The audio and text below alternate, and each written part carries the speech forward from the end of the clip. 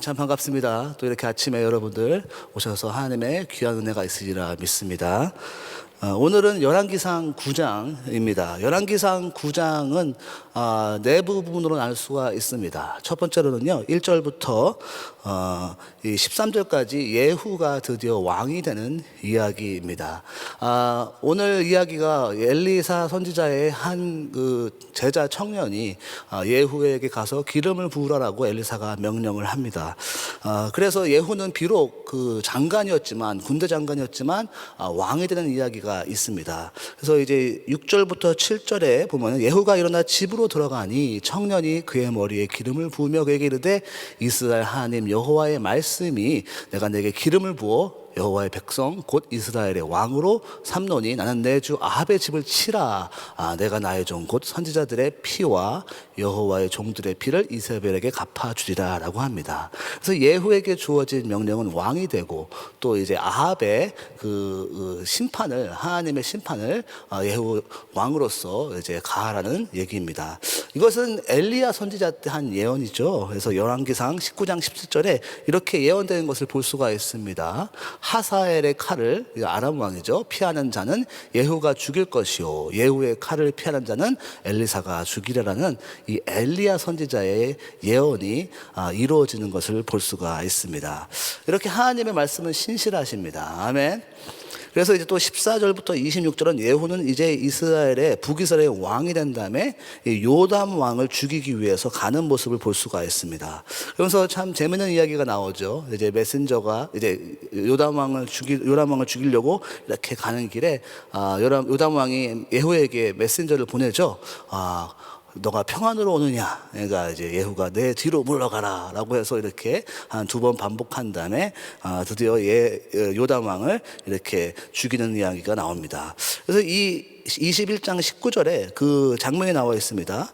너는 그에게 말하여 이르기를 여호와의 말씀이 내가 죽이고 또 빼앗았느냐 하셨다 하고 또 그에게 이르기를 여호와의 말씀이 개들이 나봇의 피를 핥은 곳에서 개들이 내 피 곧 내 몸의 피도 핥으리라 하였다 하라 하면서 그 나봇의 땅에서 죽는 것을 볼 수가 있습니다. 이것 또한 예언이었죠. 왜냐하면 그 아합 왕이 나봇의 포도원을 이렇게 가지고 싶었지만 가지지 못하자 이세벨이 그걸 통해서 이제 나봇의 포도원을 줌으로써 엘리야 선지자가 이것을 보고 너의 죽음이, 아합의 자손들의 죽음이 바로 나봇의 포도원에서 죽을 것이라는 이 예언이 이루어지는 장면이 볼 수가 있습니다. 그 후에 27절부터 29절은 이제 남유다의 왕이죠, 아하시아 왕이 죽는 이야기입니다. 그래서 그 23절에 보면 이사벨에 대해서도 여호와께서 말씀하여 이르되 개들이 27절에 보면 죽는 이야기가 나오는데요. 이 아하시아 왕도요, 아합의 이 자손이죠. 왜냐하면은 아합과 이사벨의 딸과 같이 결혼해서 나는 그런 왕이 이제 남유다 왕이 되었죠. 참 안타까운 이야기이지 않습니까?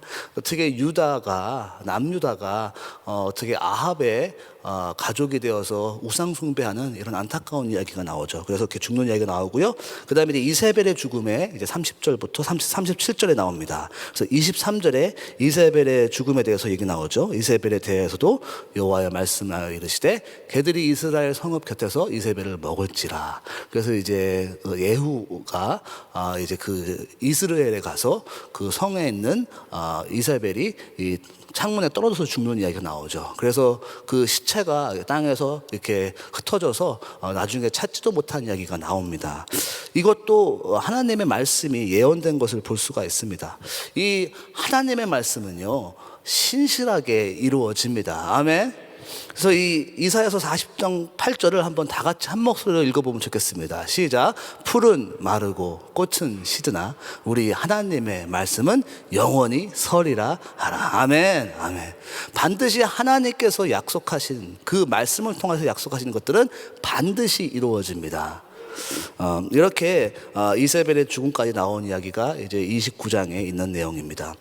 사도행전으로 넘어가면요, 5장 17절부터 32절이 오늘 본문의 말씀인데요.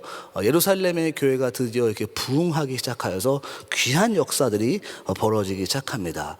바로 전에는 이 아나니아와 삽비라 사건을 통하여서 성령님께서 요구하신 것들은 반드시 이루어지고 그 성령님을 속일 수 없는 이 이야기가 나오기도 하고요. 베드로가 지나가는 자리만 가서도 이렇게 하나님의 치유하심이 역사하는 것을 보는 강한 역사하심이 이루어지는 것이 또 기록되어 있습니다. 그리고 이렇게 하나님의 그 성령님의 역사가 강하게 이루어지자 사도들이 유대인들과 그 지도자들의 시기를 통해서 감옥으로 들어가는 이야기가 나와 있습니다.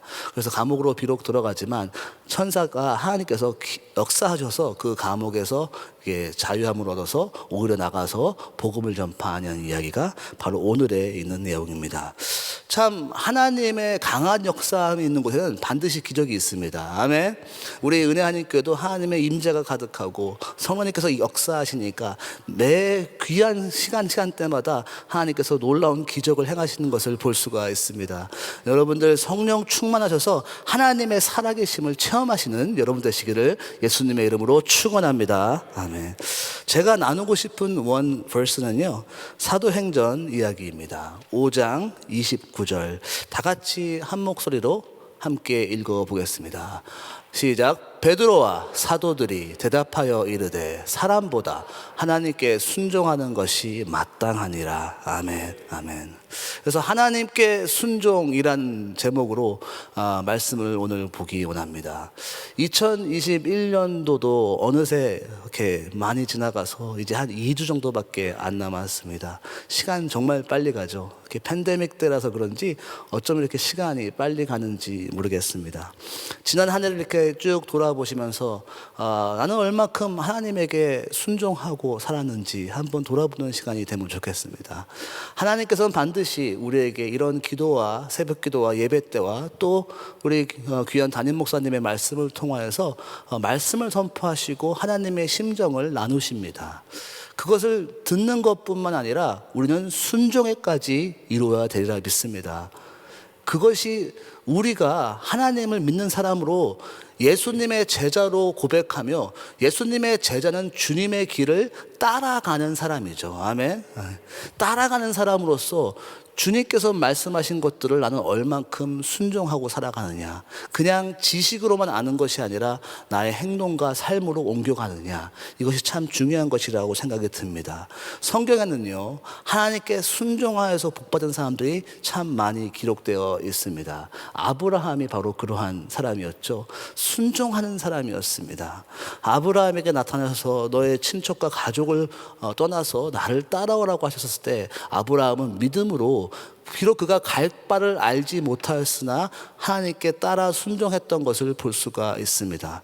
그리고 나중에는 이삭을 바치라는 이런 하나님의 명령도 이 어려운 이 명령조차도 순종했던 아브라함의 모습을 볼 수가 있습니다. 순종으로 그래서 믿음의 조상 아브라함을 통하여서 하나님의 축복이 흘러서 너는 축복의 근원이라는 축복을 받은 사람을 볼 수가 있습니다.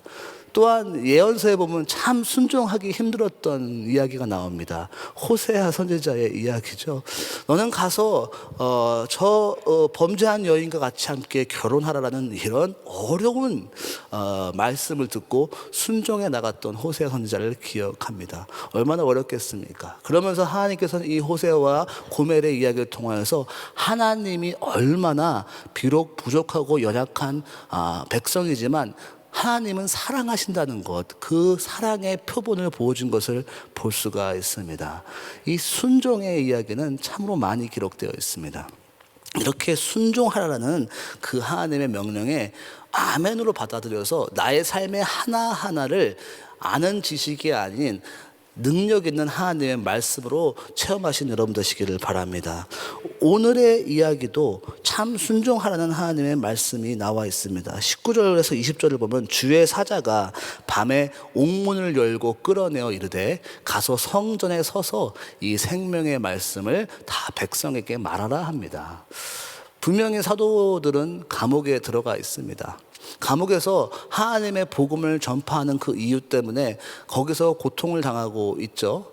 그런데 하나님께서 기적적으로 그것을 이제 풀어주셔서 감옥에서 나오게 됩니다. 그런데 나오면은 빨리 도망가서 또 숨어 있어야 되겠는데 하나님께서는 천사를 통하여서 아니다. 너는 성전에 가서 사람들 앞에 있는 곳에 서서 너의 모습을 알리고 하나님께서 이렇게 기적과 같이 그들을 자유롭게 하셨으며 하나님의 복음을 다시 전파라는 이런 명령을 하십니다. 참 어렵지 않겠습니까? 그렇지만 그들은 25절에 사람들이 와서 알리되 보소, 옥에 갔다 왔던 사람들이 성전에 서서 백성을 가르치더이다 하면서 많은 사람들이 그들을 다시 보면서 복음을 전파하는 것을 볼 수가 있습니다. 이렇게 순종했던 제자들이었습니다. 참 예수님을 3년 동안 따라다녔던 제자들이었지만 사람들을 두려워했던 것을 볼 수가 있죠. 예수님이 십자가에 달리시는 그때쯤에 많은 제자들은 다 사람들을 두려워서 도망갔다라고 합니다. 그래서 아무도 예수와 함께 있지 않았다라고 합니다. 그리고서는 예수님이 부활하셨지만은 부활하신 후에도 요한복음에 보면은 요한복음 20장에 보면 제자들은 문을 다 잠궈두고 있었다라고 합니다. 왜요? 유대인들이 무서웠기 때문에 그렇죠. 그런데 그러한 상황 속에서 예수님이 중간에 나타나셔가지고 예수님의 부활을 보여줬잖아요. 이렇게 사람들을 두려워했던 제자들, 하다못해 베드로도 예수님이 십자가에 달리실 때 3번이나 부인했던 이 베드로도 사람들을 두려워했건만 이 성령님을 체험하니까 담대함이 생기고 순종할 수 있는 믿음이 생겼다라는 것이죠. 어떻게 이렇게 이 똑같은 제자가 비록 이 짧은 시간 안에 이렇게 담대하고 순종할 수 있었을까요? 그 이유는 무엇일까요? 우리도 이렇게 제자들처럼 변화된 삶을 체험해야 되겠고 복음으로 충만한 사람으로서 담대하게 나아가야 되겠는데 어떻게 순종할 수 있었을까요? 오늘 말씀을 통하여서 첫 번째로 복음을 개인적으로 확실히 체험해야 한다는 겁니다. 아멘. 아멘. 주님의 복음을 확실히 체험했던 그런 사도들을 볼 수가 있습니다. 그러니까 오늘 본문 말씀 30절에 이렇게 기록되어 있는 것을 볼 수가 있습니다. 그들이 성전에 나타나서 다시 한번 복음을 전파할 때 이렇게 다시 담대하게 고백하는 걸 볼 수 있는데요. 너희가 나무에 달아 죽인 예수, 바로 십자가죠. 예수 십자가를 우리 보고 조상의 하나님이 다시 살리셨다라는 겁니다. 이 한 구절 속에 복음의 핵심이 다 들어가 있지 않습니까? 첫 번째는 예수 그리스도가 십자가에 매달려 죽으신 그 이야기를 하고 있고 뿐만 아니라 얘는 하나님께서 이 예수님을 살리셔서 부활의 능력을 고백하고 있는 것을 볼 수가 있습니다.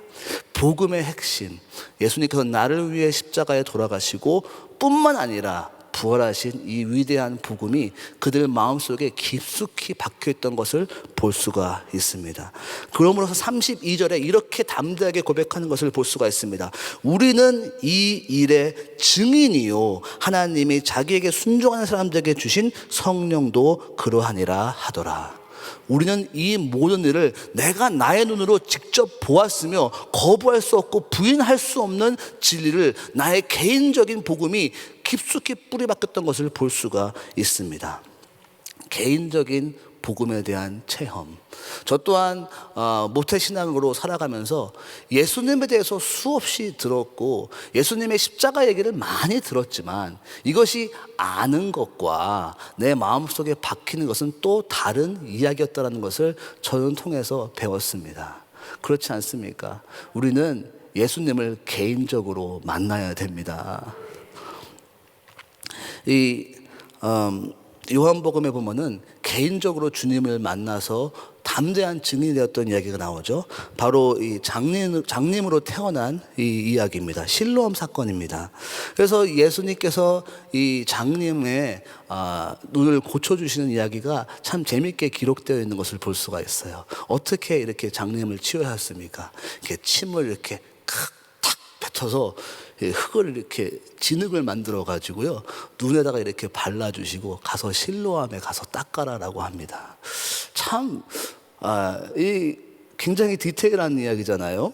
이렇게 어떻게 침으로 이렇게 해가지고 눈으로 닦으라 그랬나. 물론 장님이었으니까 이게 침이었나 하고 상상을 했을지는 모르겠지만 아무튼 어떻게 보면 굉장히 디테일한 이런 이야기예요. 이 이야기를 통해서 장님은 그래서 더듬더듬 하면서 실로암에 갔을 것입니다. 아마 사람들의 도움을 받아서 갔을 거기도 합니다. 그래가지고 자기의 눈에 있는 이 진흙을 자기의 손으로 실로암 물에 가서 딱 닦아가면서 한 번 닦고 두 번 닦고 진흙이 없어져서 다 말라가지고 이제 없어질 때까지 닦았으니 한 얼마 동안 닦는 이 경험을 통해서 주님을 구체적으로 체험한 것을 볼 수가 있어요. 자기의 손으로 닦으면서 깨달았던 예수님의 그 은혜, 이것을 체험한 이 장님은 나가서 하나님, 예수님이 나를 이렇게 치유했습니다라고 사람들에게 담대하게 얘기했던 것을 볼 수가 있어요. 그래서 이렇게 고백하는 것을 볼 수가 있습니다. 요한복음 9장 25절에 대답하되 그가 죄인인지는 안지는 나도 잘 모르겠지만 한 가지 내가 확실하게 아는 것은 내가 맹인으로 있다가 지금은 보는 그것이니이다. 지금 나를 보세요. 나는 장님으로 태어나서 한 번도 본 적이 없는 사람이라고요. 근데 내가 한 가지 확실하게 아는 것은 지금 내가 눈을 떴고 예수님이 나를 치유하셨다는 것입니다. 얼마나 확신한 개인적인 경험입니까? 바울 또한 확실히 개인적으로 주님을 만난 후에 그의 인생은 완전히 바뀐 것을 볼 수가 있습니다. 그래서 나중에 이 바울이 아그리빠 왕 앞에서 고백하는 고백이 나와 있는데요. 사도행전 26장 14절에 이렇게 써 있습니다. 우리가 모두 땅에 엎드리자 히브리 말로 사울아 사울아. 이제 바울이 예수님을 만난 장면을 설명하고 있는데요. 네가 왜 나를 괴롭히느냐 할 때 가시채찍을 뒷발질해 봐야 너만 다칠 것이다 라고 하고 현대인으로 기록되어 있는 것을 볼 수가 있어요. 그러니까 예수님을 개인적으로 만났잖아요. 그러면서 그가 느낀 것은 무엇이냐면은 바로 성령님께서 나에게 지금 주시는 이 확신을 가지고 내가 복음을 가지고 계속 반대 방향으로 가봤자 나는 계속 아플 뿐이다라고 얘기하는 거예요. 그러니까 성령님을 통하여서 주님이 주신 그 복음을 깨달을 때 확신이 생기고 그 확신을 위해서 달려갈 수밖에 없게 된다는 것이죠. 여러분들은 얼마나 예수님의 사랑을 체험한 것을 첫사랑을 계속 킵하고 있습니까? 주님이 나를 구원하신 것에 감사한 그 감사함에 매 순간마다 그 복음 때문에 살아가고 있습니까? 주님이 나를 위해서 십자가에 돌아가신 그 은혜, 그거 생각하면 내가 주님을 위해서 못할 것이 무엇이 있겠습니까? 주님은 나를 위해서 십자가에서 피 흘리시고 모든 것을 내어주셨건만 이것이 나의 마음속에 확실하게 느낀다면은 이것이 나의 마음속에 개인적으로 거부할 수 없는, 우리는 이것에 대한 증인이라고 말하는 이 고백처럼 나의 삶 속에서 내가 거부할 수 없다면은 내가 주님을 위해서 섬기는 것, 주님을 위해서 예배하는 것, 주님을 위해서 헌금하는 것, 주님을 위해서 헌신하는 것이 무엇이 두렵겠으며 무엇이 아깝겠습니까? 주님을 개인적으로 확실히만 만날 수만 있다면 나의 인생은 주님께 마땅히 드려야 해야 될 나의 인생의 헌신이라고 볼 수가 있습니다. 두 번째로 이들이 어떻게 하나님께 사람들을 두려워하지도 아니하고 하나님께만 순종할 수 있었는가? 이것은 두 번째 예수님을 나의 구주라고 고백하는 신앙의 사람이었다라는 것을 볼 수가 있습니다. 오늘 본문 말씀 31절에 그들이 이렇게 고백하는 것을 볼 수가 있습니다. 이스라엘로 회개케 하사 죄사함을 얻게 하시려고 그를 오른손으로 높이사 임금과 구주를 삼으셨느니라. 지금 이 세상의 진정한 임금과 구주는 누구인지 아느냐? 바로 카이사가 아니라 다른 어떤 구주가 아니라 예수 그리스도이시다 라고 고백하는 것을 볼 수가 있어요. 그들 마음속에 사도 베드로 마음속에 예수님이 구주라는 것을 확실히 알았던 사람들입니다. 그래서 이 하나님 앞에 내가 순종하는 말씀이 4장에 나와 있는데 그렇게 고백한 후에 제자들이 함께 모여서 기도하는데 그 기도의 첫 마디가 이렇게 시작하는 것을 사도행전 4장 24절에는 고백하는 것을 볼 수가 있어요. 그들이 듣고 한 마음으로 하나님께 소리를 높여 이르되 대주제여 천지와 바다와 그 가운데 만물을 지으신 하나님이여 라고 하면서 그들의 기도의 첫 마디가 시작되는 것을 볼 수가 있습니다.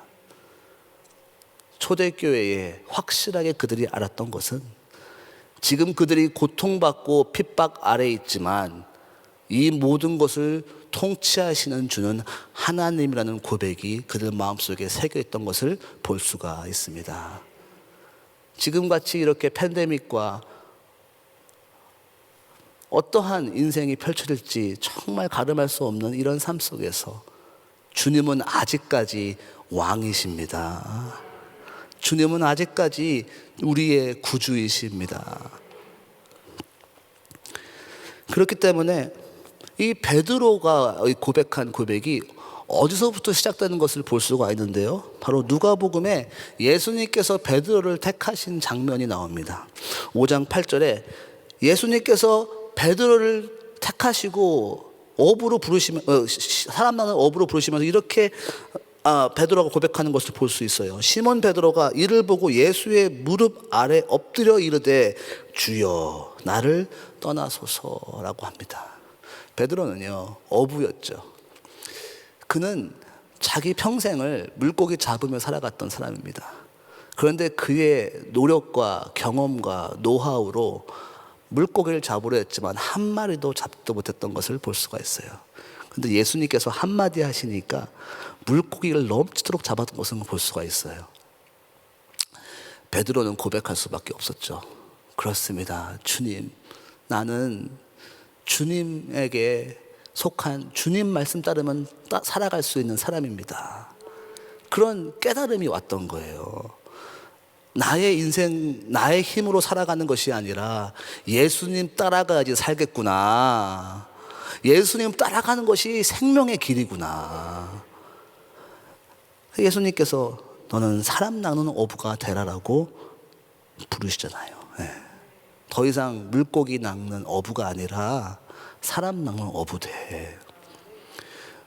물고기 잡아서 먹고 사는 인생이 아니라 주님의 복음을 위해서 살아가는 사람이 돼. 이것이 너의 인생에 중요한 거야. 우리는 너무나 많은 세월을 물고기를 나의 주인인 양 살아갈 때가 많습니다. 나의 모든 노력과 나의 모든 인생에 가장 중요한 것은 밥 먹고 사는 거 아니야. 아닙니다. 우리는 영의 말씀을 먹고 살아야 되는 거예요. 영의 노동을 해야 되는 거예요. 우리의 인생은 주님 따라가는 인생입니다. 우리는 얼만큼 예수님을 구주 삼아 가고 있습니까? 이렇게 새벽기도 나오신 분들은 주님을 따라가시는 분들이라 믿습니다. 아멘. 우리는 계속해서 오직 예수님만 나의 인생의 구주이시오, 예수님이 오직 나의 가장 중요하신 분이라는 고백과 삶의 행동으로 이어감을 통하여서 하나님이 진정 구주이신 것을 사람들에게 알리고 비치는 사람이 되시기를 예수님의 이름으로 축원합니다. 비록 사도들은 그 어려운 상황 속에서 있었지만 하나님이 구주시고 하나님께서 지금 나가서 복음을 전파하라, 비록 너가 다시 잡힐지 몰라도 다시 감옥에 들어가는 순간이 있다 하더라도 내가 너에게 명령한 것이니 가서 복음을 지금 전하라고 했을 때 그들은 의심하지 않고 바로 나가서 많은 사람들 앞에서 다시 서서 우리 예수님은 구주이시다, 나를 보시오, 다시 자유함 되지 않았습니까? 사람은 나를 묶을 수 있지만 하나님 안에서는 날 늘 자유할 수밖에 없다는 고백을 함으로 하나님의 살아계심과 하나님의 구주되심을 산증인으로 살아갔던 베드로와 사도들이었던 것을 보면서 우리 또한 그렇게 살아가시기를 예수님의 이름으로 축원합니다. 아멘. 마지막으로 어떻게 하면은 그렇게 하나님에게 순종할 수 있었습니까? 바로 그것은 성령에 순종하는 삶이었다는 것입니다. 그래서 32절에 우리는 이 일의 증인이요 하나님이 자기를 순종한 사람들에게 주신 성령도 그러하니라 하더라. 하나님께 순종하는 것은 성령님에게 순종하는 것입니다. 왜냐하면 성령님께서 하시는 일은 무엇입니까? 성령님께서 많은 일들을 하실 수 있지만 가장 중요한 일들은 많은 기적과 많은 치유하심 속에서 가장 중요한 성령님께서 하시는 일은 예수님을 증거하는 일입니다. 그래서 요한복음 15장 26절에 예수님께서 성령님에 대해서 이야기하시면서 이렇게 말씀하십니다. 내가 아버지께로부터 너에게 보낼 보혜사 곧 아버지께로부터 나오시는 진리의 성령이 오실 때에 그가 나를 증거할 것이다 라고 말합니다. 그러니까 성령님께서 하시는 일은 예수님을 증언하는 일이죠. 그렇기 때문에 예수님이 부활하셨고 예수님이 구주라는 것을 성령님께서는 계속 고백하기 원하시고 계속 드러내시기 원하시는 것입니다. 그렇기 때문에 성령님께서 이끄셔서 너는 다시 가서 복음 전해, 다시 복음 전해 라고 말하시는 거예요. 베드로의 길도 마찬가지입니다. 그는 그의 인생을 살아가면서 성령 충만함 받으니까 자연스럽게 담대하게 예수님을 증거할 수밖에 없었죠. 우리는 예수님을 증거하는 삶, 이것이 성령 충만한 삶입니다. 성령 충만하면 예수님을 증거할 수밖에 없죠. 말씀을 마치면서 베드로의 모습을 보기 원합니다. 이 모든 일 속에 베드로가 이 사도행전 이 부분에는 그래도 앞서서 리더로서 복음을 전파했죠. 이 감옥에서 나와서 복음을 전한 것도 베드로의 모습이었고요. 요한복음 21장 18절에 예수님께서 베드로에게 다시 나타나셔서 네가 나를 사랑하느냐라고 물어보시며 내가 주를 사랑하는지 주님 아십니다라고 할 때 그 모든 대화 끝에 예수님께서 베드로에게 하신 말씀이시죠. 내가 진실로 진실로 내게 이르노니 네가 젊어서는 스스로 띠띠고 원하는 곳으로 다녔거니와 늙어서는 내 팔을 벌리려니 남이 내게 띠띠우고 원하지 않는 곳으로 데려가리라. 결국 베드로는 하나님께 이렇게 순종해서 그 어려운 고통의 길을 걸어가고 있는 것을 볼 수가 있습니다. 그게 오늘 말씀에 이루어지고 있죠. 그리고 교회 역사에서는 그는 결국 십자가를 거꾸로 달려서 죽는 모습을 볼 수가 있습니다. 그럴 때 베드로가 뭐라고 말합니까? 이 이야기를 듣고 베드로가 뭐라고 말합니까? 요한은 어떻게 됩니까? 예수님께서 뭐라고 대답하세요? 예수께서 이르시되 22절에 내가 올 때까지 그를 머물게 하고자 할지라도 너는 무슨 상관이냐? 너는 나만 보고 따라와라. 주님만 보고 하나님께만 순종하시는 여러분 되시기를 바랍니다. 베드로는 결국 옆에 사람 보지 않고 사람 눈치 보지 않고 주님만 바라보고 하나님께 순종한 삶을 드렸던 것을 볼 수가 있습니다. 오늘 주님께서 우리 사랑하는 은혜하나님 교회 새벽기도 참석하시는 주님의 귀한 성도분들, 오늘 하나님께서 말씀하시고 기도 중에 음성 들려보내시는 그것에 주님께만 순종하신 여러분 되시기를 예수님의 이름으로 축원합니다. 같이 기도하겠습니다. 하나님 아버지 감사합니다. 하나님께 순종하여서 그들이 핍박 속에서 다시 한번 담대하게 순종해서 나갔던 그 이야기를 통하여서 아버지 이 아침에 주님의 음성 듣고 다시 한번 순종의 길을 갈 수 있도록 축복하여 주시옵소서. 예수님의 이름으로 기도했습니다.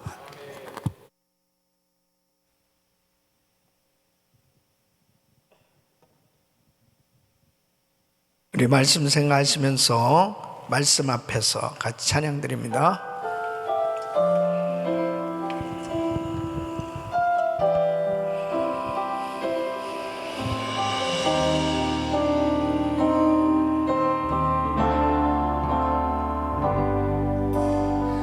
말씀 앞에서 경외함으로 주께 홀로 섭니다. 생명의 말씀 읽고 순종해 주를 예배합니다. 할렐루야. 우리 믿음으로 다시 한번 찬양합니다. 말씀 앞에서 경외함으로 주께 홀로 섭니다. 생명의 말씀 읽고 순종해 주를 예배합니다. 기록된 말씀 힘이 있어서 진리로 우리 거룩해 하며 거룩한 말씀 세세 영원히 복음이 되어 말씀하시네. 하나님 말씀에 두려워 떠는 자, 주 말씀에 생명을 거는 자, 한 사람 찾으시는 주님의 약속을 믿어. 하나님 말씀에 명을 거는 자, 두 손을 높이 드시고 하며 주 따라가는 자, 영원한 하나님 나라 이뤄갈 지혜 교회요 일어나라. 아멘. 하나님 말씀 순종하는 자가 결국 승리하는 것입니다. 하나님의 말씀에서 벗어나서 불순종하며 살아가는 사람들의 형통함을 부러워하지 마세요. 죄인의 형통함을 부러워하지 마세요. 결국은 하나님의 심판을 받을 수밖에 없는 것이죠. 그래서 오늘 이 말씀은 이스라엘 왕, 유다 왕, 이 요람, 아하시아, 이세벨, 결국 그들이 형통한 것 같이 보여졌지만은 하나님의 말씀에 불순종하고 거역하며 살다가 결국은 망할 수밖에 없었던 것을 보게 됩니다. 핍박을 받는 자와 핍박하는 자, 누가 더 축복받은 사람처럼 보여질까요? 세상에서는 마치 핍박하는 사람이 더 권세를 잡은 사람으로서 권세 있는 사람으로 보여지겠지만 하나님의 말씀에 순종해서 핍박을 받는 자가 결국 승리하게 되는 것이죠. 우리는 하나님의 말씀에 순종해 나갈 때 때로는 고난이 오고 시험이 오고 어려움이 오고 망한 것 같이 보여질지 모르지만 결국 승리하는 것입니다. 하나님의 말씀에 생명을 거십시오. 하나님 말씀에 순종하기 위해서 생명을 거십시오. 그 한 사람은 하나님 찾으시는 거예요. 끝까지 순종하는 자가 결국 승리하는 것입니다. 아무리 환경이 좋아 보이고 내가 뭔가 가진 것, 뭔가 얻은 것처럼 그것 때문에 하나님의 말씀에 벗어난 불순종하는 그런 일들이 생겨져서는 절대로 안 돼요. 끝까지 손해보는 것 같아도 하나님 말씀 붙들고 순종하는 자는 승리하는 것입니다. 결국 하나님께서 책임져 주시는 것입니다. 그러므로 우리 성도님들은 어떤 경우에도 하나님의 말씀으로 분별해서 하나님의 말씀이면 철저히 순종함으로 승리하시기를 축원합니다. 두 손을 가슴에 모시고 몸이 아픈 분들 아픈 곳에 손 얹으십시오. 거룩하신 아버지 하나님, 이 세상은 죄인들의 형통함을 부러워하도록 온통 하나님의 말씀을 불순종하도록 사단이 역사하는 세상입니다. 이런 환경 속에서 우리들은 철두철미하게 하나님 말씀 붙들기를 원합니다. 말씀에 순종하기를 원합니다. 아버지 하나님, 이 말씀의 순종이 이루어지기 위해서 성령 충만해야 되겠사오니 이 시간도 주의 은혜로 역사하여 주옵소서. 복음을 확실히 깨닫게 하여 주시옵소서.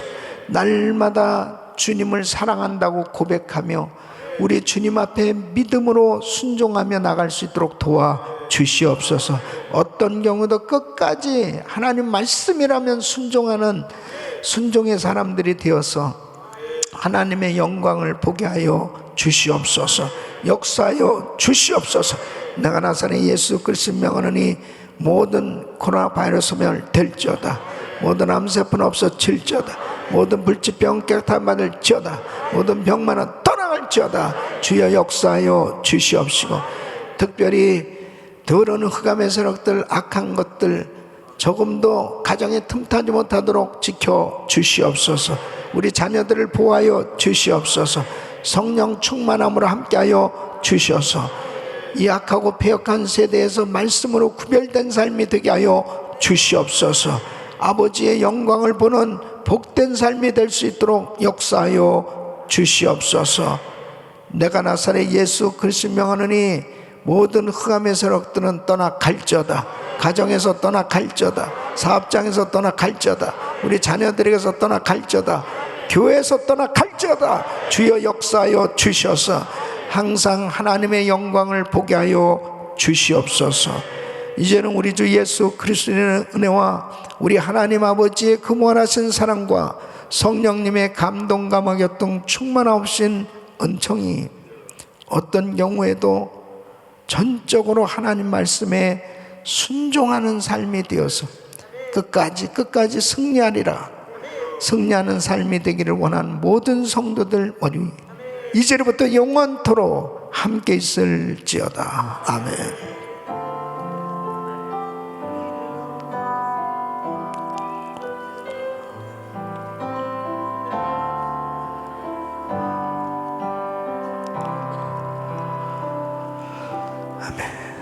기도하실 자리 잡으시고 믿음으로 기도하실 때 성평등법 저지를 위해서 기도해 주시고, 오늘도 성령 충만하기 위해서 기도합니다. 주여 부르짖고 기도합니다. 주여 주여 주여 걸어가시고